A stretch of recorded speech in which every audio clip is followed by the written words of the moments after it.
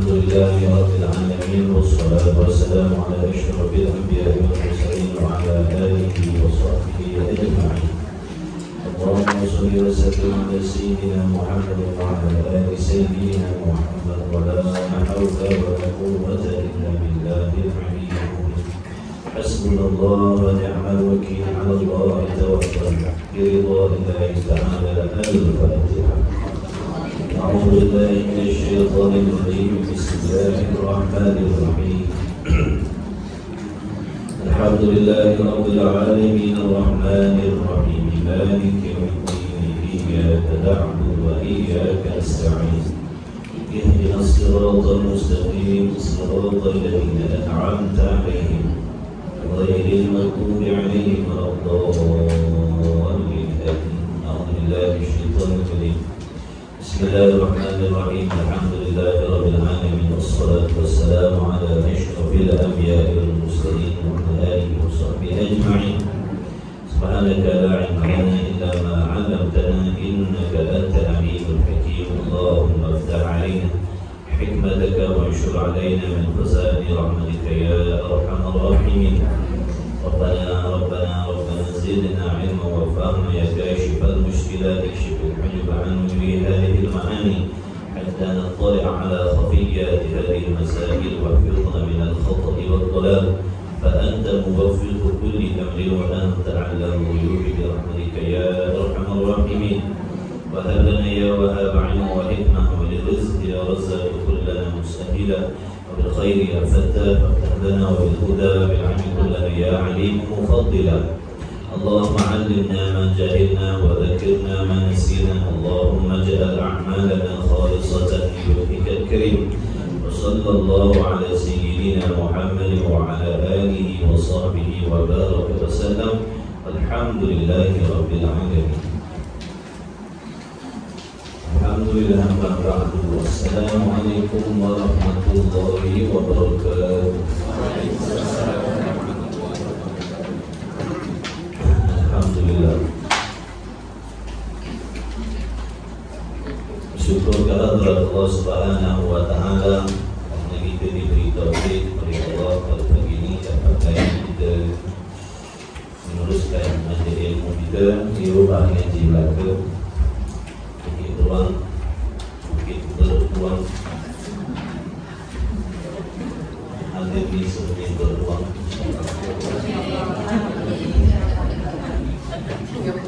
dan jangan jadi buruk. Itu siapa itu?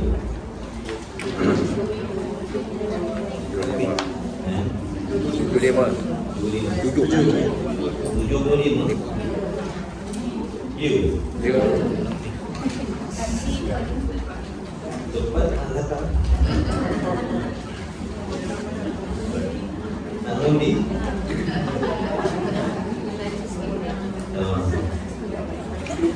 Dan ngaji tauhid kan?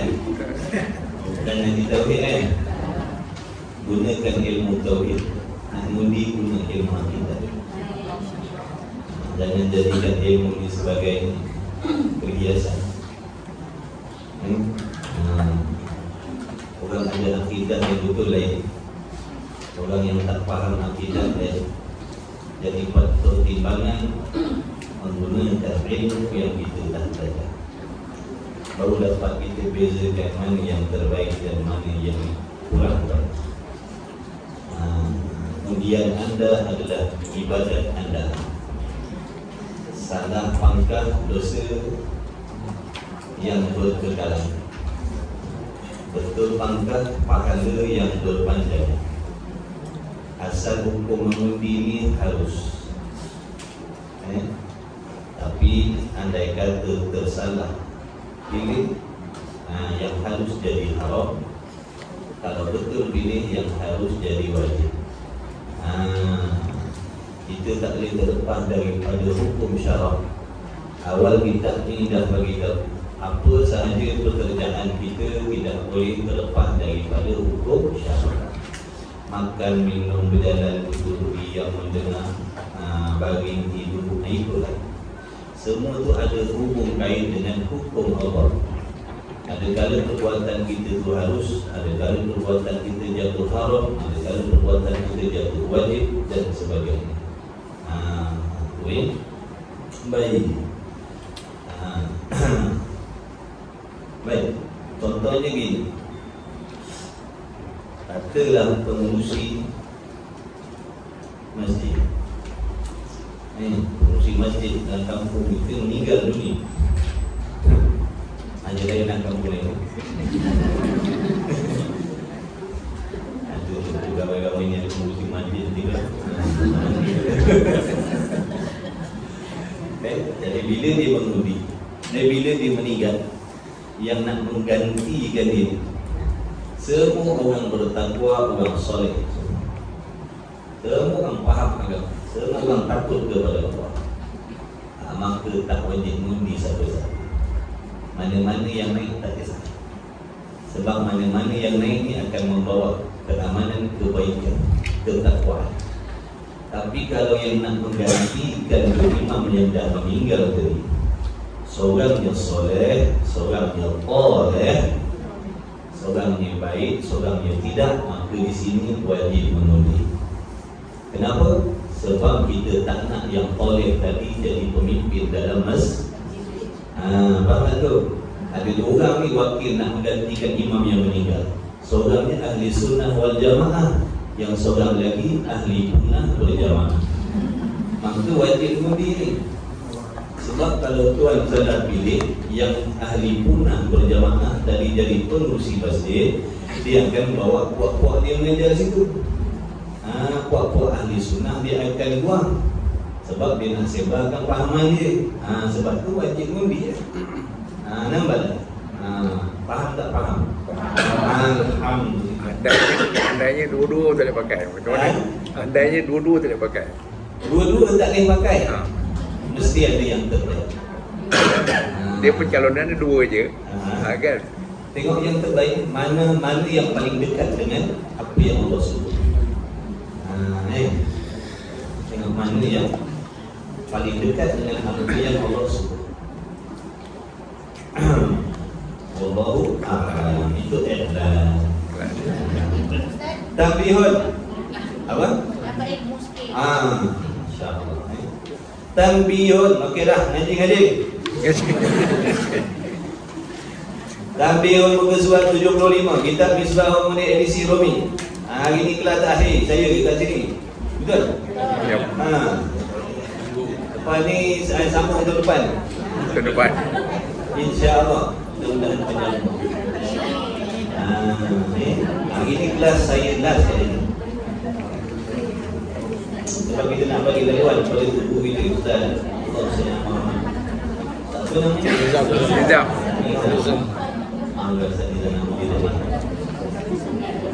Okey, tambihun kedai tinggal mangkuk bawang yang isteri tinggal dengan suami. Yang suami tinggal dengan isteri. Kumpulkan perhatian penuh pada pengajian, insya-Allah. Betulkan ini kita mudah-mudahan Allah bagi ilmu yang bermanfaat. Baik, bermula tambih. Tambih ni makna penjagaan, hati-hati. Peringatan. Yang tambih, peringatan. Jaga-jaga, awas. Bermula segala sifat yang tersebut itu. Mana sifat yang tersebut itu? 20. Bermula segala sifat yang tersebut itu, makna 20 sifat yang dah dibacakan satu persatu secara tafsir daripada sifat wujudnya sampailah kaunuhu ta'ala mutakalliman. Jadi bermula segala sifat yang tersebut itu terbahagi ia 20, terbahagi kepada 4 bahagi. Terbahagi kepada 4 bahagi. Yang pertama yakni daripada 4. Yang pertama daripada 4 bahagian, pembahagian sifat 20 tu, yang pertama daripada 20 dipanggil sifat nafsiyah. Sifat apa? Nafsiyah. Baik. Mana dia sifat nafsiyah ni? Mana? Ada 20 tu. Yang mana satu yang dimaksudkan dengan sifat nafsiyah ni? Iaitu sifat nafsiyah, sifat wujud. Sifat wujud yang mana ertinya ada. Wujud. Maknanya apa? Ada. Jadi ada tu sifat. Ada tu sifat. Kenapa panggil ada tu sifat nafsiyah?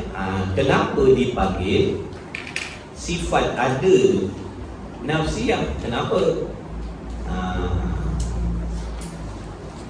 Dan sebab dinamakan nafsiyah, sifat nafsiyah wujud tu, dan sebab dinamakan sifat nafsiyah yakni wujud tu, dalam banyak-banyak sifat 20 tu ada sebutir je, satu je sifat nafsi, iaitu sifat wujud yang pertama tu.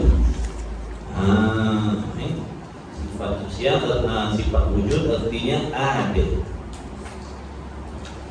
Dan sebab dinamakan sifat nafsiyah, erti nafsiyah sifat yang bangsa zat. Sifat yang bangsa zat. Faham tak? Garanti tak faham. Sifat yang bangsa zat maksudnya gini. Sifat yang bangsa zat ni mudah nak faham, mudah kita nak faham. Nafsiyah ni, bangsa zat ni maknanya sifat yang nak menunjukkan, yang nak menerangkan, yang nak menyatakan, yang nak menceritakan tentang diri sesuatu. Tulis. Nanti lupa ni, setahun lagi berjumpa ni. Pun kalau ada umur. Tapi kalau saya tak ada umur, cari orang ni. Jangan berhenti ngaji tauhid sampai bila. Itu wasiat. Sungguh. Itu wasiat. Jangan berhenti ngaji tauhid. Ngaji banyak-banyak. Baik. Kerana apa? Nafsiyah ni adalah sifat yang nak menunjukkan, yang nak menerangkan, yang nak menceritakan diri sesuatu zat. Zat apa makna zat? Diri lah. Diri sesuatu. Zat tu diri sesuatu lah. Suatu sifat yang nak menunjukkan, nak menerangkan, nak menyatakan, nak menceritakan apa lagi? Diri sesuatu benda. Dengan makna bila kita sebut ada sesuatu, ikutlah sesuatu tu apa benda je. Bila kita sebut ada sesuatu, dengan sendiri, dengan serta-merta kefahaman kita hadir, serta-merta kefahaman dalam diri kita hadir tentang diri benda. Bila kita sebut ada durian, apa yang tuan-tuan nampak serta-merta? Nampak diri buah durian. Nampak diri buah durian tu. Bila sebut ada durian, nampak diri buah durian tu serta-merta. Nampak pada ilmu kita, maksudnya nampak pada ilmu kita, warnanya, bentuknya, kemudian bukan setakat tu, dengan rasa-rasa dia pun kita faham. Tapi dengan syarat nak nampak durian dan faham rasa durian tadi bagi mereka yang telah mengenal durian. Kalau tak nanti lain yang dipaham. Orang sebut ada durian, yang dia fahamnya parang. Tu yang bahaya tu.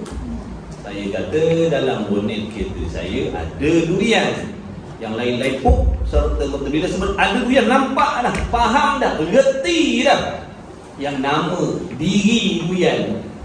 Sebab tuan-tuan dah ada ilmu, dah kenal tentang diri durian tadi, sifat-sifat dia tuan-tuan dah faham.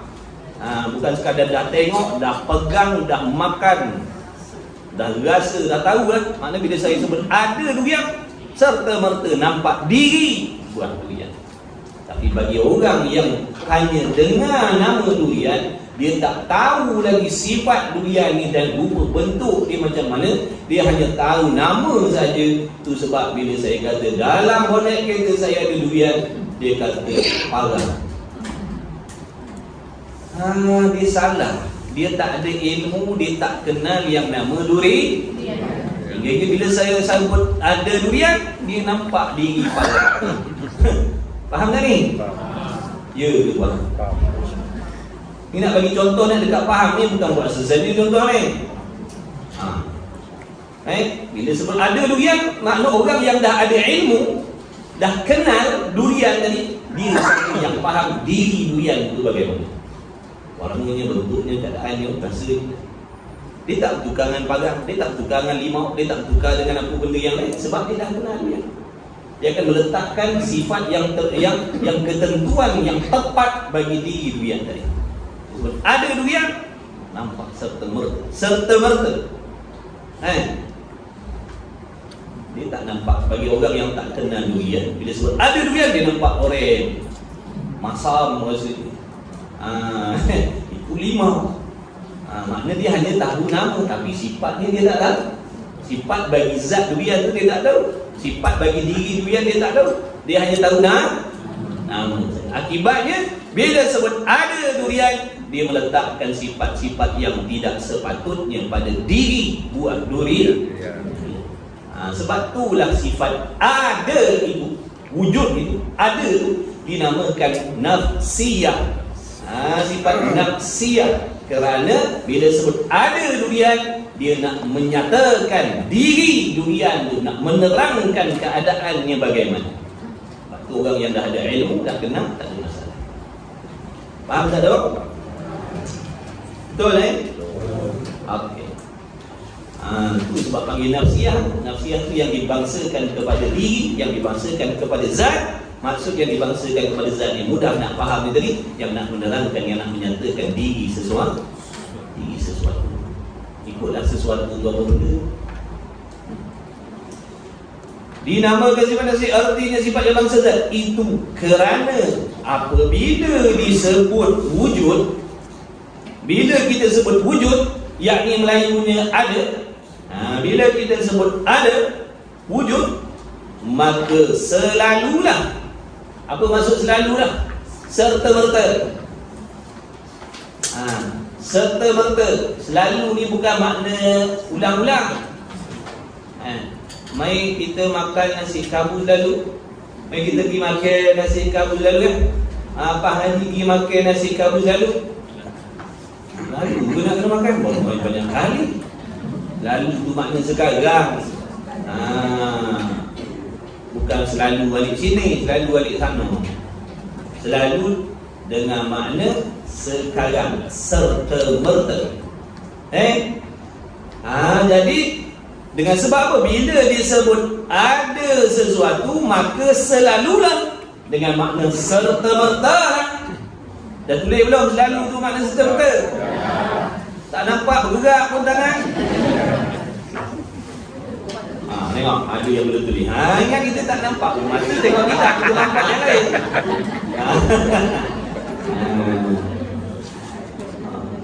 Tulislah nanti kalau balik rumah selalu. Selalu berapa kali? Selalu bukan makna berapa kali ulang-ulang. Selalu dengan makna serta merta. Jadi bila kita sebut ada sesuatu, maka selalulah, makna serta merta lah, menuju, yakni menunjukkan kepada zat, yakni kepada diri sesuatu. Dia sebut ada durian, serta merta lah tergambar diri dia. Bila sebut buah limau, serta merta Bila sebut duit, serta-merta kena nampak. Itu yang paling cepat nampak. Sebab tu dipanggil wujud-wujud tu sifat nafsiyah, sifat yang menunjukkan zat, sifat yang dibangsakan kepada diri sesuatu. Kenapa? Kerana apabila kita sebut ada sesuatu, ikutlah ada durian ke, ada limau ke, ada apa ke, maka serta-merta menuju kepahaman kita kepada diri benda. Boleh? Okey. Misalnya, ini contohnya, wujudullah, wujud Allah Ta'ala. Okay. Wujud Allah ni jap, kita tinggalkan dia. Kita sebut tadi wujud durian. Wujud durian. Jadi ada durian serta-merta dalam diri, dalam hati, dalam fikiran tuan-tuan reti, tahu, faham, kenal yang namanya buah durian. Sebab tuan-tuan dah kenal. Bagi orang yang tak kenal, macam saya cakap tadi, dia akan salah meletakkan sifat yang sepatutnya dengan diri durian tadi. Silap-silap dia bertukar dengan buah tembikai. Kita kata ada durian. Dia kata yang hijau tu kulit licin, kulit dia boleh buat air tu. Boleh buat air dalam tu ada biji kecil-kecil. Dia faham dengan tu. Sebab dia tak ada ilmu, dia tak kenal yang namanya durian. Akibat daripada tu, bila kita sebut ada durian, yang difaham benda yang tak layak dengan durian. Faham tak? Baik, soalan dia, rosak tak akidah dia? Taklah, apa rosak pula? Buah.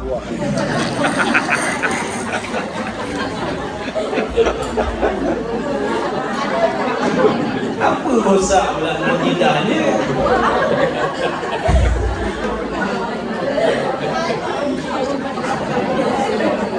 Susah juga mengaji tauhid ni jadi. Habis sesak orang ni juga. Tak rosak akidah lah kita sebut tadi pasal durian. Salah letak sifat durian tak ada masalah. Cuma kan kalau orang sufi beli, kita beli buat tembikai lah. Tak adalah rosak akidah.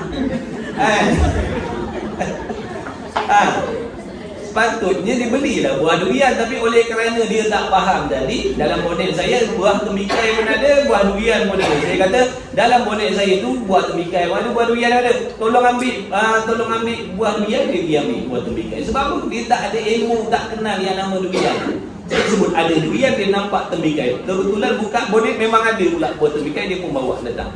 Rosak tak akidah dia? Tak rosak. Apa masalahnya? Okey, itu buah durian, makna masyiwallah, barang yang selain daripada Allah. Tak kisahlah nak letak sifat yang tak patut dengan buah durian pun, tak ada masalah.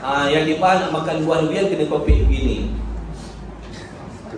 Pisang, tak rosak akidah sekalipun macam tu. Tapi masalah dia sekarang, bila kita sebut ada Allah, sini banyak sangkut ni. Bila sebut ada Allah, apa yang kita kenal dan kita faham tentang sifat yang selayaknya dengan zat Allah. Nampak tak? Bagi orang yang dah belajar tak apa? Ni, yang kita dah belajar ni, daripada wujud sampailah kaunuhu ta'ala mutakalliman, itu di antara sifat yang layak dengan zat Allah. Dan kita juga dah tahu dan faham apakah sifat yang tidak layak bagi zat Allah. Bila dah belajar daripada hari itu, faham tak? Sifat yang layak dengan Allah apa, yang mustahil apa, yang wajib apa, yang mustahil apa. Makna ilmu tu, pengenalan tentang zat Allah tu, sifat yang bersangkut paut dengan zat Allah tu dah ada dalam diri tuan-tuan puan-puan yang dah belajar. Bila sebut ada Allah yang dah belajar, dia akan meletakkan zat Allah pada tempat yang sepatutnya. Bila dia dengar ada Allah, dia faham apa? Suatu zat yang adanya sedia kala. Bila sebut ada Allah, dia faham suatu zat yang tak serupa dengan segala sesuatu, yang tak ada sangkut paut dengan masa dan waktu, yang maha suci daripada sebarang tempat, sebarang pihak, yang bukan jisim, bukan daripada jenis kamu fasil zat, sifat dan perbuatan dia. Berdiri dengan sendiri, tak berkendak, tak berhadap kepada segala sesuatu. Maknanya segala-gala yang dah belajar tadi ya. Faham tak tahu? Bagi orang yang tak belajar, bagi orang yang tak memahami, tidak mengenal sifat yang selayaknya dengan Allah, bila dia berkata ada Allah ataupun dia mendengar ada Allah, apa yang ada dalam fikiran dan hati dia. Contoh, oleh kerana dia tak belajar, bila sebut ada Allah, yang serta-merta dia faham zat yang duduknya di atas langit. Rosak tak akidah? Rosak tak akidah? Ada yang tak jawab. Rosak tak akidah? Rosak. Ini bukan macam masalah buah durian. Ini bukan masalah makhluk, ini masalah Allah. Bila kita meletakkan, kita faham sesuatu yang tidak layak dengan zat Allah, kita i'tiqadkan benda itu, kita letakkan pada zat Allah, maka di sinilah rosaknya akidah. Semua orang kata ada Allah, tapi masalahnya adakah faham apa maksud ada Allah? Ada yang bila sebut ada Allah, dia faham mana yang duduknya di langit. Rosak tak akidah? Kenapa rosak? Meletakkan sifat makhluk pada Allah. Itulah penting wajib mengenal Allah tadi. Malah suruh belajar tak nak. Waktu nak belajar, kenal dah Allah Tuhan. Tiada Tuhan kecuali Allah. Betul lah satu pihak. Tapi yang kau faham apa? Yang kamu faham ada Allah tu bagaimana? Yang dia faham ada Allah tu duduknya di langit. Kadang-kadang turun di langit dunia. Na'udzubillah. Ada tangan, ada muka, ada kaki, ada warna, ada bentuk. Ada jahil, ada zalim, macam-macam. Maka rosaklah akidah dia. Sebab apa? Sebab dia tidak tak mengenal. Bila tak mengenal, tersilap. Ini bab akidah. Kalau tersilap, sesat, kafir. Kalau dalam bab buah-buahan tadi tersilap, tak ada masalah. Belasah je lah, makan je lah. Walaupun salah, orang suruh ambil puan minyak, ambil tembikai, kopek makan je lah. Ini kalau salah, na'udzubillah, tuan-tuan. Sebab tu yang disuruh belajar. Orang yang dah belajar tahu dah. Bila sebut Allah, dia tahu suatu zat yang adanya sedia kala, bukan baharu. Bila sebut ada Allah, zat yang qadir, yang tidak bertemu dengan kebinasaan, yang tidak akan binasa selama-lama. Bila sebut ada Allah, dia faham satu zat yang tidak serupa dengan segala sesuatu, yang berdiri dengan sendiri, yang sifat samaknya bertakluk kepada perkara yang wujudiyah, yang basar dia bertakluk kepada perkara yang mawjud, yang ilmunya bertakluk dengan segala perkara yang wajib, yang mustahil, yang harus. Makna itu terpulang kepada sejauh mana kepahaman masing-masing kan? Yang banyak faham, banyaklah faham dia tentang zat Allah. Yang tak faham, tak faham lah. Yang salah faham, salah faham lah. Nampak tak? Sebab orang kata bila sebut muslimin, mukminin, percaya tak ada Allah, semua kata percaya. Ada tak Allah? Ada. Tapi yang dipaham bila sebut ada Allah, dia kata sabarlah tuan-tuan perempuan, janganlah risau sangat bala musibah yang menimpa kita ni. Yang atas tu ada apa? Atas apa? Apa atas apa?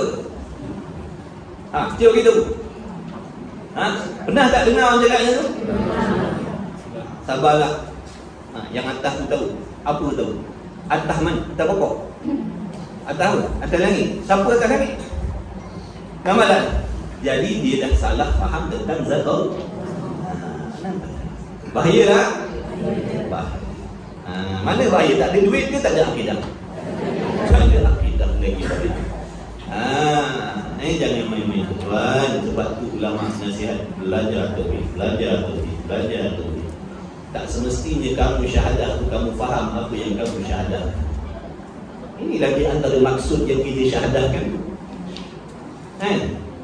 Yang kita kata tiada Tuhan melainkan Allah, itu terjemahan, itu erti. Ini antara maksudnya.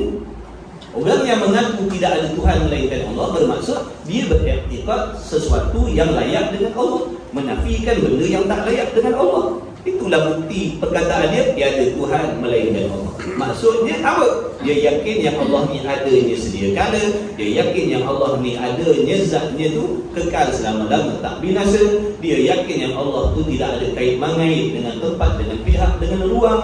Dia yakin dan percaya zat Allah bukan seperti jirim dan bising dan sebagainya. Cuma ringkas katanya tiada Tuhan melainkan Allah. Jadi apa yang tuan-tuan belajar daripada awal lagi sampailah ke hari ini, itu di antara maksud yang tersirat di sebalik la ilaha illallah, yang artinya tiada Tuhan kecuali Allah. Itu erti, itu terjemah. Kan bahasa Arab tu la ilaha illallah, Arab terjemah la tiada Tuhan melainkan Allah. Maksud dia inilah di antara maksud. Ini di antara maksud yang tersirat. Sebab tu kalau orang tu beriktikad Tuhan tu berada di atas langit, maka rosaklah syahadat. Rosaklah syahadat. Memang dekat tu tak ada tulis la ilaha illallah, dia tak ada tulis Tuhan tak duduk atas langit, dia tak tulis gitu. Tapi maksud tu dia tak kata la ilaha illallah artinya Tuhan tak duduk atas langit, dia tak sebut gitu. Itu maksud yang tersirat bagi orang yang yakin Allah Tuhan, bermaksud dia yakin Allah tidak bertempat, berwarna, berpihak, berdiri, berdiri dan sebagainya. Okey, sebab itulah dipanggil nafsi. Nafsi. Apa tu? Maka selalulah menuju kepada zat. Misalnya wujud Allah Ta'ala. Bila sebut ada Allah Ta'ala, maka selalulah. Apa maksud selalu? Serta-mertalah menuju pengertian kepada zat Allah. Maknanya terpulang kepada apa yang tuan-tuan reti lah. Bila sebut ada Allah, apa yang tuan-tuan reti tentang Allah. Itulah dia tentang zat Allah. Tak belajar, zat Allah ni yang aku reti, adanya sedekala, adanya tak bertempat, adanya tak berpihak, dia bukan jirim, bukan jisim, dia bukan daripada bahan-bahan. Dia sempurna, tak ada kekurangan, maha suci daripada sebarang jenis kekurangan, bersifat dengan segala sifat kesempurnaan, dipanggil istighna.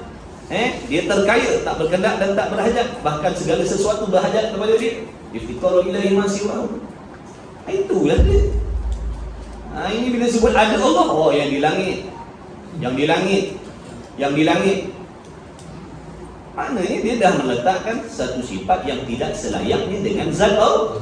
Zat Allah tadi rosaklah akidah kafir. Bukan rosak akidah ni benda kecil, tuan-tuan. Hapus segala amal ibadah, haji, umrah, sedekah, wakaf, semua tak ada apa dah. Sebab tu kena takut, risau, bimbang, rosak akidah. Orang yang takut, risau, bimbang, rosak akidah, dia akan belajar, ambil tahu. Ni tuan-tuan ni semua orang yang risau, takut akidah rosak, dia datang belajar. Sebab takut kepercayaan selama ni salah.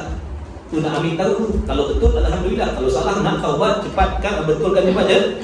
Cepat. Orang yang tak belajar, maknanya dia orang yang lapang dada, senang hati, konon-konon akidahnya dah betul. Rupa-rupanya tadi 40 tahun dah, 50 tahun ikut Tuhan duduk atas langit. Tak belajar. Tok guru kat surau masjid, mari lepas maghrib ada kuliah tauhid, Usuluddin sifat 20. Aku orang Islam, nak belajar apa lagi? Aku kan tak percaya Allah Tuhan. Tu. Apa nak belajar lagi? Aku kan tak percaya Tuhan tu Allah, Allah tu Tuhan. Satu sudutnya betul. Tapi yang dalam hati, apa yang kamu faham tentang Allah yang kau ikrarkan tu? Rupa-rupanya 50 tahun dah percaya yang Allah Tuhan, dari Tuhan nama Allah ni duduknya atas lah. Rosak tak akidah? Jadi siapa-siapa yang ada macam tu, taubat sungguh-sungguhnya. Sungguh-sungguh. Sebab tu kesalahan kita. Taksir kita belajar. Kalau kita belajar ilmu yang wajib ni daripada awal dulu, insya-Allah kita takkan terkena fahaman yang salah macam tu. Tapi oleh kerana kita sendiri yang melengah-lengahkan, konon-konon ni ilmu fardu ain ni, ilmu fardu ain ni khususnya akidah tauhid sifat 20 ni benda tak wajib, benda boleh lengah-lengahkan, maka tu makan dia. Tu makan dia. Apa maksud? Itulah dia punya balasan dia, itulah musibah ni, itulah bala dia. Rupanya puluh tahun duduk dalam akidah yang sah. Alhamdulillah. Mudah-mudahan timbul penyesalan yang sangat-sangat dalam hati kita kerana melengah-lengahkan belajar. Tak apa, Allah Maha Pengampun. Tapi sungguh-sungguh menyesal, sungguh taubat sungguh. Kemudian belajar baiki sungguh. Allah Maha Pengampun. Maha Pengampun. Allah Maha Pengampun. Jadi ada asbab Allah jadikan sungguh, ada hikmah. Allah nak jadi pengajar, nak bagi pengajaran kepada kita. Bila kita jatuh dalam kesilapan, kesilapan itulah pengajaran yang sebenar, pelajaran yang terbaik bagi diri kita. Yang akan jadikan kita mendidik kita punya generasi. Jangan seperti kita tak nak lalui macam yang kita lalu. Itu kesilapan tu pelajaran bagi diri kita untuk nak mendidik generasi kita yang akan datang. Faham ke faham? Sebab tu bila kita belajar baru jumpa salah tuan-tuan. Kalau kita tak belajar kita syok sendiri. Betul lah Allah. Rupanya bila belajar baru zahir salah tadi. Itu tandanya Allah nak menunjuk kesalahan kita agar kita baiki sebelum mati. Sebab tu orang-orang yang belajar agama ni adalah tanda-tanda orang yang Allah sayang, yang Allah nak selamatkan daripada azab nanti di hari kiamat. Sebab tu Allah panggil kita ni belajar, sebab Allah nak baiki kita. Kemudian yang keduanya, minum sekian. Dahlah akhir kali. Kalau tak minum kan, tahun depan aku minum.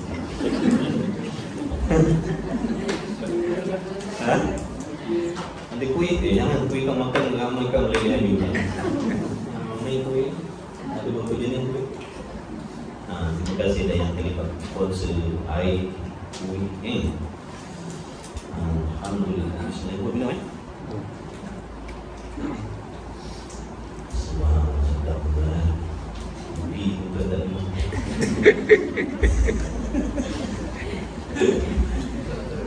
Ya, insyaAllah.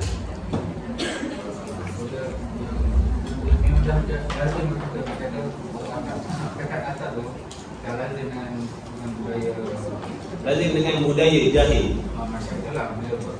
Mungkin dia tak perasan. Kenapa tak perasan? Salah tak ada ilmu.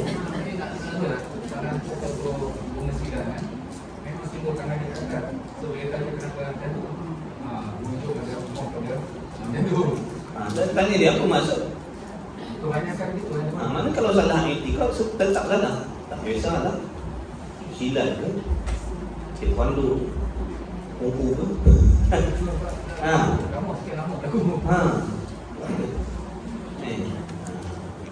Bahaya banget.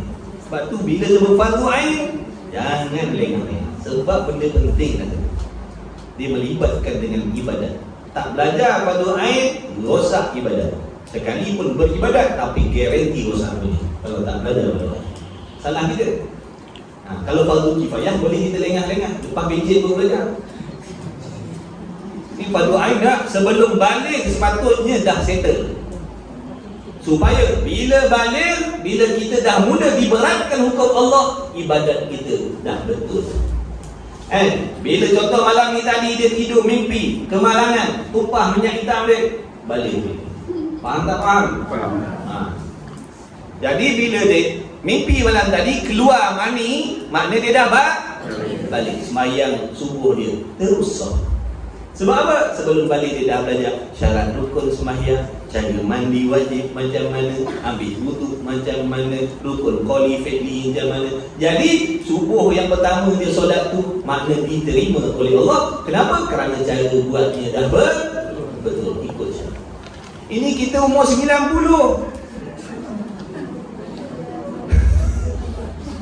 Umur 90 dah sembahyang tak sah lagi. Sebab apa? Mandi wajib tak betul-betul. Sebab apa tak belajar fardu ain? Mandi wajib ni bab air ni, istinja ni dalam bab fardu ain tu. Kita kata alah apa dah fardu ain ni nanti-nantilah. Berkahwin, beranak pinak, bercucu cicit-ciak dah. Lupa mandi wajib tak sah. Salah siapa? Salah kita. Kita sendiri yang cuai, yang leka, tak peduli benda yang diwajibkan oleh Allah. Sebab tu kita sebagai mak bapak sekarang maknanya kena pastikan anak-anak kita sebelum dia balik tu kita dah dekatkan dengan ilmu fardu ain. Supaya bila dia balik saja amalannya terus betul diterima, akidahnya betul, bacaannya betul dan sebagainya. Kalau kita biarkan ilmu fardu ain nanti lepas universiti, lepas kolej, lepas sekolah tinggi, lepas sekolah rendah, lepas tak kira lah apa benda, baru belajar balik, apa yang jadi ibadat dia daripada mula balik sampai dia nak tamat universiti tu. Macam mana sembahyang dia tu? Macam mana mandi wajib dia tu? Macam mana akidah dia tu? Allah kira Allah nak ampun kira langsam macam tu. Nampak tak? Salah tu? Salah kita. Kenapa ilmu yang tak diwajibkan kita boleh kejar dulu? Ilmu yang bersangkut paut dengan kesenangan dunia kita kejar dulu. Ini yang bersangkut paut dengan sah ibadat kita kemudian kan? Jadi salah siapa? Salah kita kerana terlalu mementingkan dunia daripada akhir. Patutnya kena belajar sebenarnya. Paling tidak yang dunia pun belajar, maka yang fardu ain tak boleh tinggal. Betul. Tapi kalau kata fardu ain nantilah. Itulah jawab dia. Tanggunglah sendiri, salah sendiri. Kan? Taubat. Dan kena qada ibadat yang dulu. Sebab tu salah kita. Bukan salah satu, salah kita. Dan kadang-kadang kita tu sikap tu ala fardu ain nantilah. Tak penting. Alhamdulillah. Benda melibatkan akidah tu. Makna bila balik je, lain tak balik. Sebab tu orang kalau tak balik budak-budak, kalau dia cakap Tuhan atas langit pun tak ada masalah. Dia tak jadi kafir. Sebab dia tak diberatkan lagi hukum syarak. Cuma wajiblah mak bapak menegur, memperbaiki, memperbetulkan. Tapi akidah dia tak rosak sebab dia belum balik. Sebab tu budak-budak yang belum balik, sekalipun di kalangan orang bukan Islam, bila mati masuk syurga. Sebab apa? Dia tak diberatkan lagi hukum Allah. Yang dah balik ni, bila salah akidah, budak-budak kecil tak ada masalah. Yang memayis, dia tak dipikulkan untuk Allah lagi, tak diberatkan. Dia bukan mukallaf lagi. Tapi yang mukallaf kena pastikan akidahnya dah betul. Kan cara mukallaf balik cukup umur dah. Umur 8, 9, 10, 11 tahun. Mana dah kena pastikan akidah kita. Jadi pakar-pakar fikir ni benda agama tuan-tuan. Ini untuk kesenangan akhirat kita. Jadikan, makna sebarkan kebaikan. Ajak orang belajar, ajak orang mengaji. Jadikan pelajaran yang Allah bagi diri kita ni, kita boleh kongsi amalan. Jangan tak belajar bahaya. Aku menyesal tak belajar bahasa ini. Jadi korang jangan belajar. Anak-anak jangan. Itu belajar. Allah Maha baik. Allah nak bagi kita pelajaran. Allah Maha bijak dalam nak mendidik kita. Bila Allah bagi kita rasa macam tu, maknanya kita faham betapa bahaya kalau tak belajar. Sebab kita dah rasa sendiri. Kalau tak rasa, kita tak boleh cerita macam orang yang dah rasa. Jadi kita ni sendiri dah rasa. Kalau macam tu habis lah ibadat dah. Habis. Berat tak dia jatuh. Berat. Nampak tak? Jadi itu pelajaran. Kalau kita tak insaf juga tak tahu. Allah dah tunjukkan. Tapi kalau kita nak masih lagi nak mendidik anak-anak cara macam kita juga, habis. Maknanya dulu kita dah tahu dah, sekarang kita dah sedar betapa bahayanya, ruginya lah ya Allah. Lengah-lengah belajar. Tiba-tiba kita pesanan anak-anak pun macam tu. Tak apalah kau ni nanti lepas belajar, nanti habis ni kau belajar lah berdoa ni 2 kali 5 tu.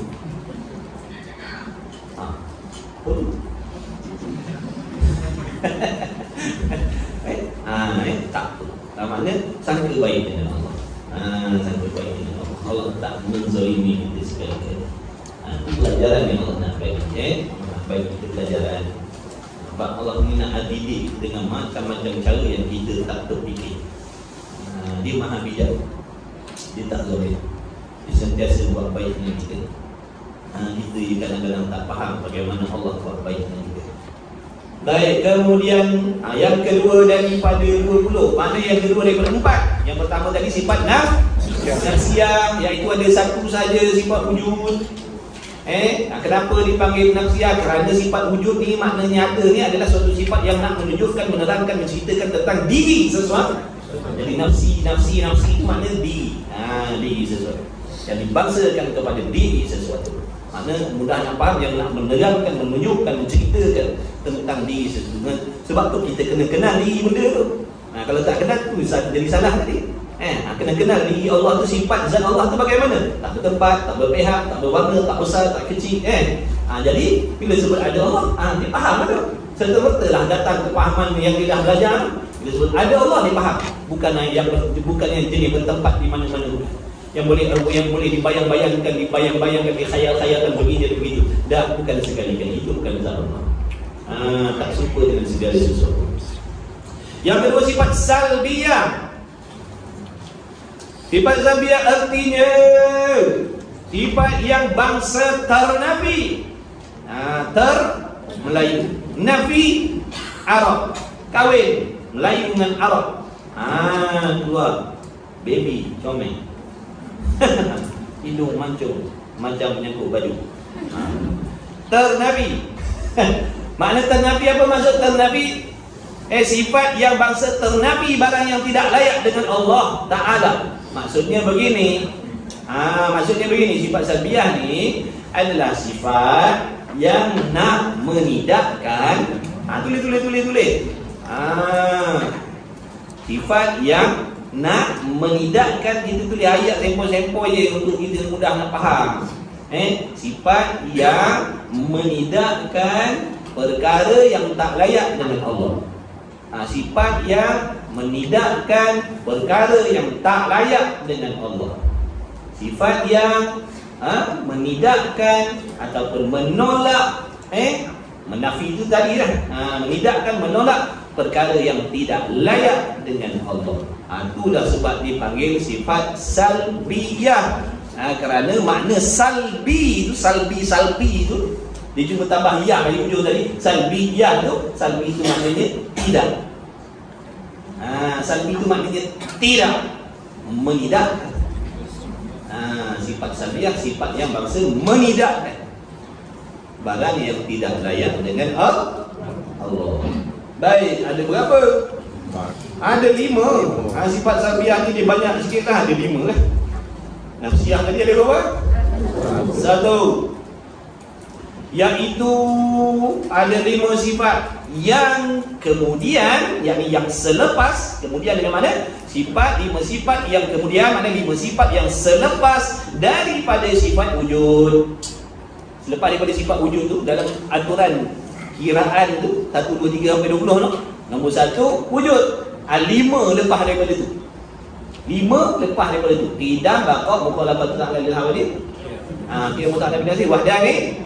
Sampai situ, sampai wahdaniyah. Daripada qidam sampailah wahdaniyah. Ada berapa? 5. Jadi 5 dan itulah yang termasuk dalam kumpulan sifat salbiyah.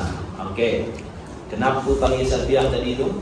Iaitu sifat ni hakikatnya nak menafikan barang yang tidak layak dengan Allah. Jadi iaitu ada 5. Mana yang pertama? Qidam. Qidam bahasa Arab, terjemah Melayunya sedia kala. Jadi sedia kala ni sebenarnya nak menafikan barang yang tak layak dengan Allah. Apa maksud dia? Tidak ada permulaan. Tidak ada permulaan. Tidak ada permulaan. Apa yang kita tolak ni? Apa yang kita nafikan ni? Tidak ada permulaan. Makna nafikan apa tu? Menolak apa tu?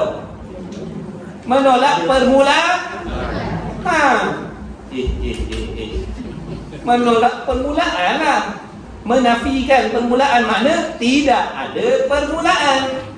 Jadi permulaan tu pada Allah mustahil. Permulaan bagi Allah tu tidak layak. Jadi ada permulaan tu sifat yang tidak layak dengan Allah. Sebab tu nafikan. Sedia kala ni maksud dia tidak ada permulaan. Menafikan permulaan. Tidak ada permulaan. Bukan ada permulaan. Tidak ada permulaan. Itulah maksud sedia kan? Angka faham? Jadi betul-betul. Tak apa. Dapat pahala tuan ni. Sifat salbiyah, sifat yang nak menolak, menafikan barang yang tak layak dengan Allah. Maka contoh yang pertama qidam, terjemah Melayu sedia kala. Maksud sedia kala itu apa? Allah ni sedia kala. Apa maksud sedia kala? Allah saya tak faham. Sedia kala itu apa? Tak ada permulaan. Dia kata sedia kala ni tak ada permulaan. Tu tidak ada tu, tidak ada tu lah nafi tadi tu. Melayu kata tidak ada, Arab kata nafi. Tidak ada, apa yang tak ada? Permulaan. Apa yang dinafikan tadi? Apa yang ditolak tadi? Cakap nafi pandai pula, cakap tolak tak pandai pula lah. Mentang pandai Arab, lain kita tak tahu. ternafi, makna menafikan, makna menolak, menidakkan permulaan bagi Allah. Tidak ada permulaan. Itulah yang dimaksudkan dengan Allah bersifat sedia kala. Sedia kala baru kita faham maksud sedia kala Allah. Sedia kala Allah bermaksud Allah tu tak ada permulaan. Sedia kala. Bukan makna Allah tu dah lama ada. Dah lama ada, bukan. Dah lama ada bukan sifat Allah. Sifat Allah tidak ada permulaan. Itu yang dikehendaki dengan sedia kala. Ingat tu, sedia kala dengan makna tidak ada permulaan, bukan dah lama ada. Dah lama ada itu sifat kita makhluk, sifat baru. Dah lama ada itu sifat makhluk, bukan sifat Allah. Sedia kala dengan makna dah lama ada, itu bukan Allah. Sedia kala dengan makna tidak ada permulaan, baru sifat Allah. Faham ke faham? Alhamdulillah. Tak faham, lambat balik lagi. Faham cepat. Yang kedua, bakok. Bakok bahasa Arab, terjemah Melayunya kekal. Allah bersifat kekal. Apa yang dimaksudkan dengan Allah bersifat kekal? Dia kata Allah ni kekal. Apa maknanya? Lama lagi ada, tak tahu berapa masa lagi lama Tuhan tu ada. Maka salahlah kefahaman dia. Kenapa? Kerana yang dimaksudkan dengan Allah bersifat kekal, kekal itu sifat salbiyah, dengan makna menafikan apa tu? Tidak ada kesudahan. Tidak ada kesudahan. Allah tu, adanya Allah tu tak ada sudah. Menafikan kesudahan. Menafikan kesudahan, menolak kesudahan bagi adanya Allah. Tidak ada kesudahan. Jadi tidak ada kesudahan, itulah yang dimaksudkan dengan Allah bersifat baqo ataupun kekal. Jadi selama ni kalau ada orang faham Allah itu bersifat kekal dengan makna lama lagi ada, salahlah akidah terhadap Allah. Salah akidah. Salah. Kenapa? Yang dimaksudkan kekal Allah bukan lama lagi ada. Maksud yang dikehendaki dengan kekal Allah tidak apa? Tidak ada kesudahan. Tidak ada kesudahan ataupun tidak binasa. Tidak binasa. Makna menafikan apa tu? Menafikan apa? Menafikan ada kesudahan ataupun menafikan binasa. Menafikan binasa. Kenapa? Kerana binasa dan ada kesudahan itu sifat kekurangan bagi Allah. Sebab tu menafikan tidak ada kesudahan.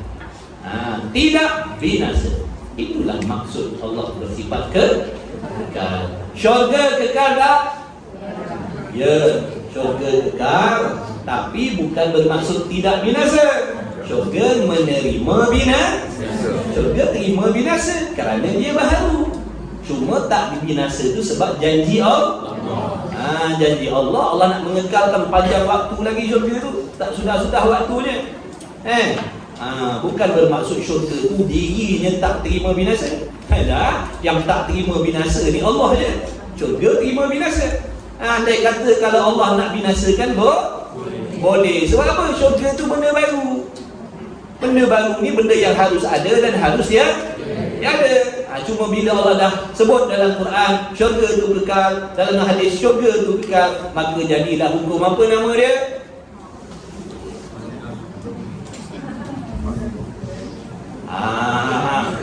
Hukum apa? Syurga itu wajib kekal. Wajib Arab, wajib Arabi. Tengok balik. Ini pensel dah dekat ni. Wajib Arab. Tu hukum janji Allah tu. Kan kita dah belajar dulu hukum syarak, hukum adat, hukum akal, hukum Arabi. Bukan sama benda tu. Ada beza. Akal boleh terima syurga tu binasa, tapi pada syaraknya tak. Sebab Allah janji dah wajib kekalnya syurga. Siapa kata syurga binasa, dia tak percaya syurga kekal, rosaklah akidah. Sebab syarak dah bagi tahu syurga tu tiba-tiba dia kata aku tak percaya. Makna dia tak percaya Quran tu. Cuma sebut pada hukum akal, akal boleh terima kalau syurga itu bilang, tapi Allah tak buat sebab Allah dah janji lah nak mengekalkan syurga. Begitulah juga neraka. Neraka tu Allah Maha Kuasa nak membinasakan neraka tu. Tinggal syurga satu, neraka tak ada. Allah Maha Kuasa. Kenapa? Kerana neraka itu juga benda baharu, perkara mungkin yang harus bersifat ada dan dia. Tapi bila Allah dah janji neraka itu kekal, azabnya kekal, maka wajiblah kekal. Siapa tak percaya neraka kekal, rosaklah akidah. Sebab dah sebut dalam Quran.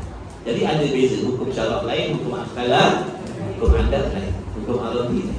Sebab tu awal kitab tauhid diterangkan benda itu dulu. Ingat saya di sembang kan, nak cukupkan ayat, nak jadi 100 patah ketahan. Dan kita lain lah. Murid-murid buat karangan 500 patah ketahan. Kita cerita lah ngomong, nak bagi genapkan 500. Padahal tak apa-apa benda ni. Ni dah dalam kitab ni semua penting tuan-tuan. Tak ada kata orang ni nak banyakkan bersurat ni. Kalau tak nanti nipis pula kitab dia. Semua benda penting dia bagi. Daripada awal sampailah dia. Ada orang kata, Ustaz, saya nak belajar tauhid sebab saya nak pergi haji ni. Bila? 2 minggu lagi. Jadi tolonglah ajar saya tauhid ringkas-ringkas. Mana ada ringkas-ringkas? Banyak cantik muka kau nak ngaji tauhid ringkas-ringkas. Kan kau faham kau lain kan aku yang kena tanggungjawab. Banyak cantik. Kalau tak pergi haji tak nak ngaji tauhid. Nak pergi haji baru tahu nak belajar tauhid. Dan sembahyang tak pakai tauhid ke? Sebab apa haji keluar duit banyak? Takut tak sah. Kata saya nak pergi haji kan, belajar tauhid. Dan selama ni asal tak belajar tauhid, sebab tak pergi haji ni. Dan bersemayang macam, puasa macam, ibadat yang lain macam, mana tauhid? Yang lain tu tak perlu. Kau nak pergi haji baru pakai tauhid. Inna lillahi wa inna ilaihi raji'un. Sentiasa mentauhidkan Allah, tuan-tuan. Nak makan, nak minum, kena tauhid, kena jaga akidah. Tauhid ni nak jaga akidah ni bukan saat nak sakaratul maut saja. Waktu hidup ni sentiasa wajib berada dalam akidah yang benar, wajib mentauhidkan, mengesahkan Allah dalam setiap masa. Nak makan, kena mentauhidkan Allah. Nak minum, nak dengar, nak pandang, nak bercakap, semua dalam tu. Contoh dia bercakap, dia beriktikad yang bercakap ni tak ada kena-mengena dengan Allah. Diri dia yang berkuasa bercakap. Kuasalah tauhid dia dengan Allah. Nampak tak? Dia makan, sekalipun makan tapi dalam hatinya tahu, yakin ni semua perbuatan pergerakan nanti semua daripada Allah. Allah yang memberi kenyang, Allah yang memberi rezeki, zahir batin hakikatnya Allah lah yang menjadikan. Maknanya dia mentauhidkan Allah. Tapi kalau orang tak faham, makan ni, kenyang ni, nasi dah punya diri ni, ada kuasa nasi ni memberi kenyang kepada dia. Dia tidak mentauhidkan Allah. Sebab tu tauhid ni nak pakai sentiasa, bukan waktu nak pergi haji je. Ustazah tu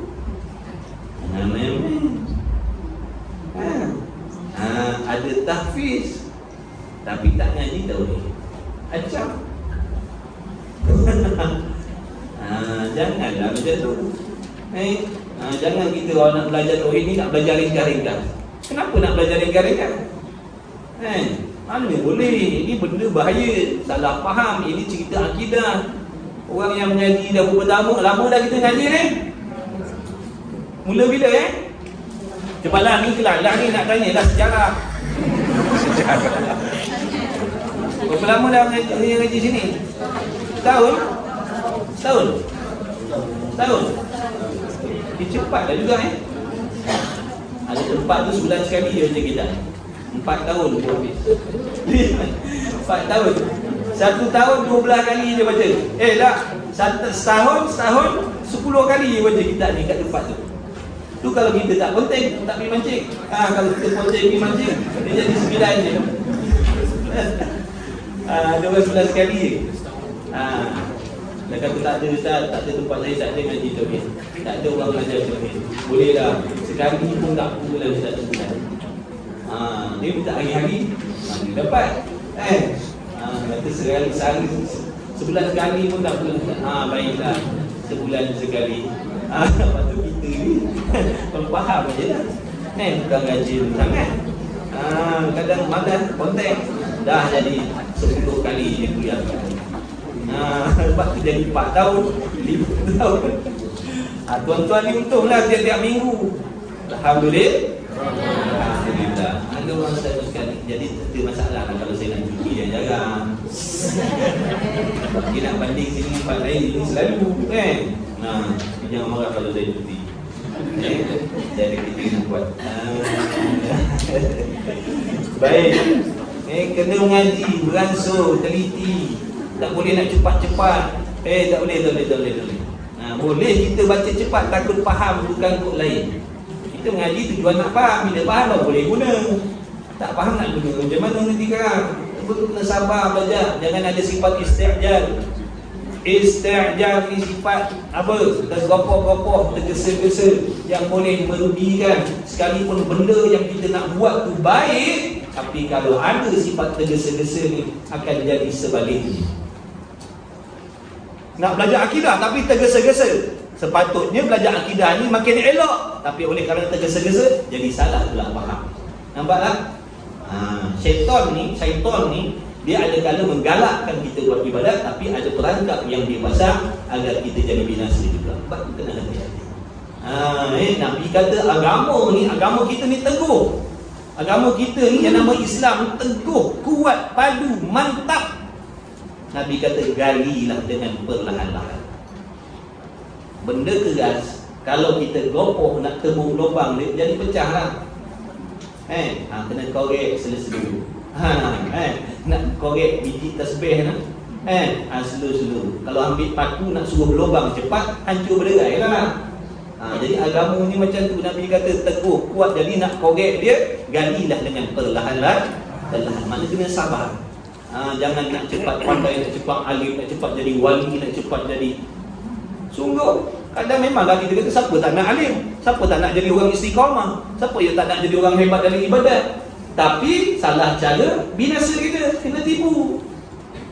Hari ni pulun nak jadi wali, kita pulun hari ni daripada pagi sampai ke pagi besok baca Quran tak reti-reti. Hari ni je lah, lepas tu tak buat dah, putus asa dah, letih dah, lemah dah. Nampak tak? Jadi kena beranjuk pertengahan. Jangan banyak sangat, janganlah terlalu kurang. Agak-agak, sekadar tengah-tengah. Sebab kadang ada orang tak sabar nak naik darjat tinggi sisi Allah. Dia pun pulun, putus asa, letih. Memang baik tujuan tu, nak jadi orang hebat, istiqamah. Tapi bila tak kena gaya, kena main dengan syaitan. Jangan kata istiqamah, tak buat langsung lah. Hari ni satu malam kita baca 5 juzuk. Semangat. Ni aku orang lain pakai tidur hampir kali pakai. 5-6 juzuk sekali hadap satu malam. Ni tahajud tak kira, tak bagi tahu lagi tahajud. Ini baca Quran baru ulun 3 hari je, lepas tu tinggal. Tinggal tak buat-buat dah. Itu sebenarnya permainan. Nampak tak? Perangkat dia nak menggagalkan kita, nak merosakkan kita. Sekali fikir macam betul, tapi bila tirik dengan ilmu punya ada peran. Sebab tu ilmu tasawuf itu penting tak pernah belajar. Ilmu tasawuf ni ilmu yang nak ajar kita cara selok belok tipu daya syaitan. Jadi bila ada benda tu dalam diri kita, kita boleh kesana orang ni tipu daya. Apa kita boleh selamat? Kalau tak, hari ni satu hari 20 kelas dia pergi. Semangat dia 20 kelas, tempat lain-lain lagi. Lepas tu tak lama jumpa menerak tepi jalan. Menerak tepi jalan. Mana menerak tepi jalan? Tak. Satu tempat pun tak pergi dah depan daripada tu. Jadi hati-hati. Jangan slow sampai tak gerak. Jangan lagi pertengahan. Koho-koho. Koho-koho. Okey, faham dah pasal biar tadi. Kemudian muka, okey, habis ni kita berhenti. Mukhalafatuhu ta'ala lil hawadith. Makna Melayunya bersalahan.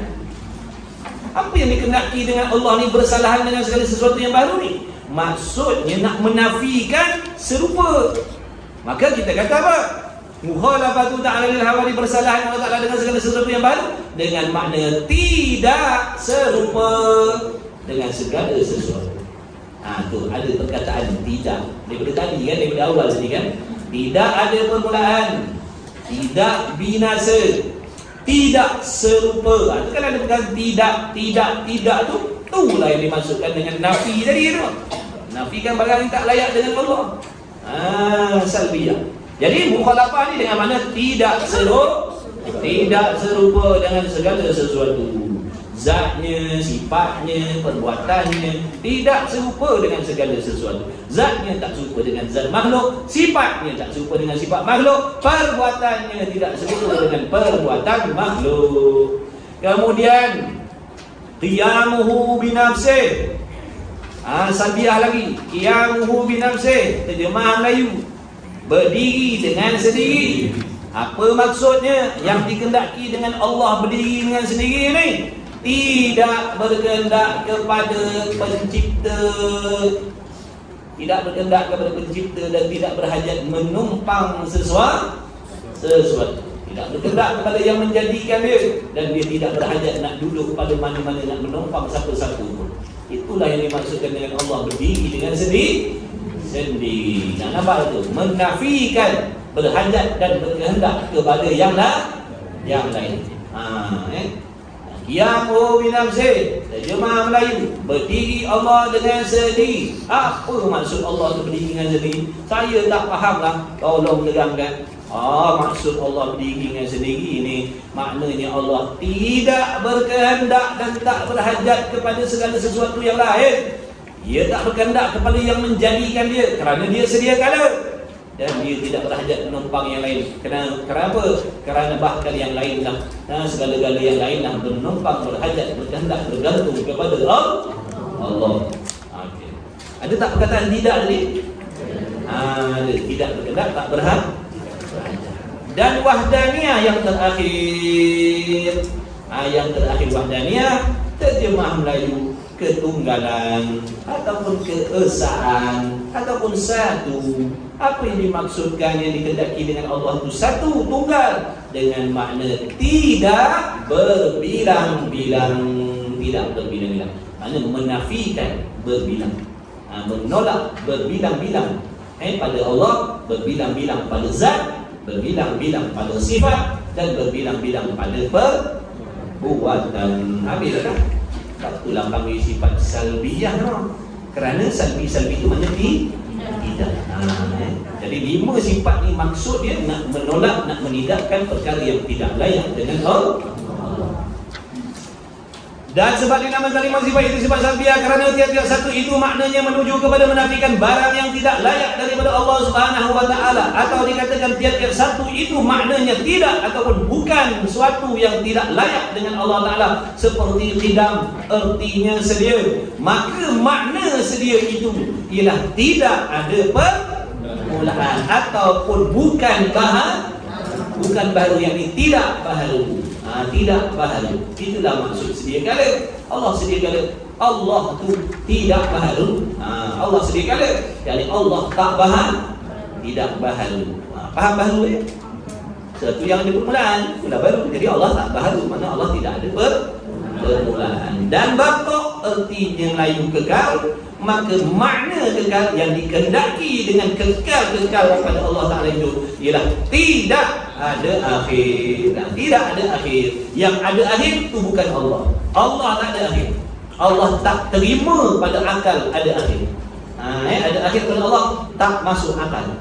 Ada akhir, ada kemusnahan, ada kebinasaan pada Allah, tidak masuk akal sekali-kali. Tak boleh terima pada akal sekali-kali. Jadi kekal Allah dengan makna tidak ada akhir ataupun tidak ada kesudahan bagi adanya Allah. Atau dikatakan tidak binasa. Demikianlah, macam itulah. Demikianlah itu makna macam itulah yang 3 kemudian daripadanya. Kiaslah sendiri. Dah kita udah tadi. Walhasil makna pendek katanya, ringkasnya walhasil, wal arab hasil pun Arab juga. Walhasil dan ringkasnya Dan pendeknya dan kesimpulannya, sifat salbiyah itu tiap-tiap sifat yang tidak boleh, yang tak boleh mengerti akan dia itu dengan ternafi, dengan tidak atau bukan suatu perkara yang tidak layak dengan Allah Ta'ala. Semuanya dinamakan sifat salbiyah. Okey, ataupun kita nak buat begini. Sifat salbiyah tu macam ni, kita bagi ayat yang lain. Jadi sifat salbiyah tu, pandai-pandai lah tuan nak tulis, jadi ikut sifat salbiyah. Bisa nak cakap ni, tuan-tuan tulis lah, ikutlah nak tulis macam mana. Sifat salbiyah tu sifat yang kita tak boleh nak faham maksud dia. Sifat yang kita tak boleh nak faham maksud dia, melainkan, maksudnya melainkan ni makna baru boleh faham maksudnya. Jadi saya cakap sifat salbiyah ni sifat yang kita tak boleh faham maksudnya, melainkan, apa maksud melainkan tu? Baru boleh faham. Baru boleh faham, iaitu macam mana baru boleh faham tadi? Baru boleh faham dengan apabila kita menafikan sifat salbiyah ni, sifat yang kita tak boleh nak faham maksudnya, melainkan apabila kita menafikan, menolak, menidakkan perkara yang tidak layak dengan Allah, baru boleh faham. Kalau tak nafikan, tak faham sampai bila-bila. Kalau tak nafikan, taknya faham sampai bila-bila. Apa maksud sedia kala Allah? Sedia kala. Apa maksud sedia kala? Apa sedia kala? Sedia kala. Dia tak nafikan. Tak ada. Ini contoh dia tak nafikan. Mati hidup balik pun tak faham. Apa maksud sedia kala Allah? Sedia kala lah. Dia tak? Memang lah. Memang. Sedia kala. Apa maksud sedia kala? Kalau dia sedia kala pun tak tahu. Sedia kala tu sedia kala lah. Faham? Taknya faham kita. Lepas tu kita tekan lagi. Apa ni sedia kala ni? Kau terjemah sedia kala dengan terjemah dengan sedia kala. Mana aku nak faham? Aku tak faham ni sedia kala Allah ni apa maksud? Ni aku tanya sedia kala apa? Kau kata sedia kala. Sedia kala apa maksud? Maksudnya sedia kala. Sampai kesudah aku tak faham dia bilang. Lepas tu dia kata begini, lama dah, sedia kala ni makna dah lama. Salah, kau tak reti. Tapi bila dia kata sedia kala ni maknanya tidak ada permulaan. Barulah faham. Nampak tak tu? Selagi tak nafikan tadi, taknya faham. Bila nafikan, baru boleh faham. Tadi sedia kala dengan makna sedia kala. Sedia kala dengan makna sedia kala. Hati hidup balik pun tak faham. Kekal pun masuk kekal. Kekal lah. Yelah, apa dia? Kekal. Apa makna kekal? Kekal lah. Tiba-tiba dia pun terjemah kekal ni dengan makna tidak binasa. Faham punya ke? Faham tak apa yang dia nak sampaikan ni? Makna satu sifat yang kita tak boleh nak faham maknanya, kecuali ataupun melainkan bila kita menafikan barang yang tak layak dengan Allah, baru boleh faham maksud sifat-sifat salbiyah. Kalau tak nafi, taknya faham, cuma buat faham. Dan salah faham. Jadilah berhentilah situ. Bus stop ke bus stand ke apa lah. Berhenti itu dulu. Yang ketiganya tahun depan. Yang ketiganya tahun depan lah. Tanda-tanda muka surat 76. Tulis tarikh sebelum mengundi dalam kurungan. Nanti insyaAllah jumpa lagi dalam mudah-mudahan. Tapi ada je kelas-kelas lain tu. Tonton tengoklah saya punya lain tu. Tak ada sekarang TikTok tak main dengan korang. TikTok. TikTok, Facebook tak ada. Facebook kurang. Sungguh. Ada beza. Saya buat live kat Facebook, ada 3 orang. Tu pun tuan dia entah ada tidak tak tahu. TikTok ada lah kadang 50, 80. Mana banyak kawan kita yang nak main TikTok. Boleh lah. Masuk di dalam Facebook. Berapa banyak pula handphone dia nak pakai. TikTok, handphone lain. Facebook, handphone lain. Nantilah sponsor lah handphone tu. Dah kadang-kadang saya buat juga Facebook. Tapi kalau tak ada kan, saya coba boleh je TikTok. Apa tak boleh pula? Boleh download application screen recorder. Sambil buka ni rakam. Nanti boleh tengok. Boleh lah. Nanti saya bagi maknanya username. Username saya untuk pakai lah. Untuk pakai gambar jangan pakai apa nama tu pakai terendak tu terendak. Pakai topi terendak tu renung tepi laut buat kumpau. TikTok. Apa yang tak download lagi nanti download lah. Nanti download banyaknya benda baik sekarang tu.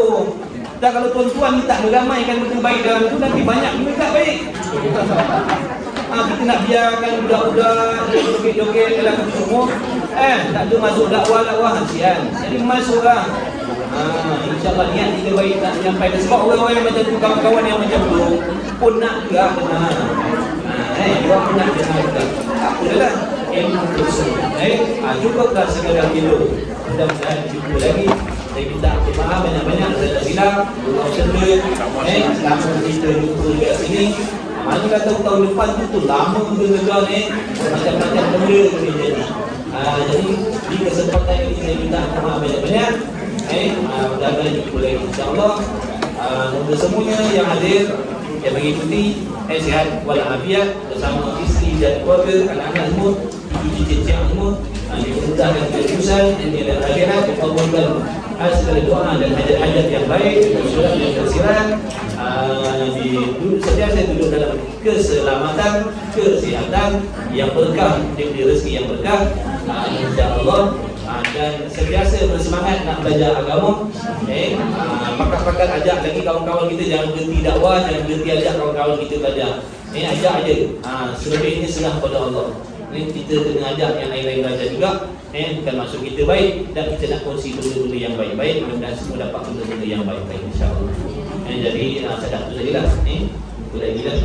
Dan maaf banyak. Sedap sidang ni. Maaf lahir dan batin. Bismillahirrahmanirrahim. Satu lagi. Selamat mengundi dengan penuh ketakwaan. Bismillahirrahmanirrahim. Alhamdulillahirabbil alamin. Wassalamu ala Rasulillah wa ala alihi. Allahumma rabbana fa'alna bima 'allamtana wa 'allimna alladhi yanfa'una wa anfa'na bi ahlana wa khurabati lana fihi ila ahli al-dhikr wa dhikr. Allahumma khalisna mimma lana fihi rasul jamila wa la hawla wa la quwwata illa billah al-'aliyyil 'azim. Wa sallallahu ala sayyidina Muhammad wa alihi wa sahbihi wa baraka wa sallam. Alhamdulillahirabbil alamin. Taqabbalallahu minkum.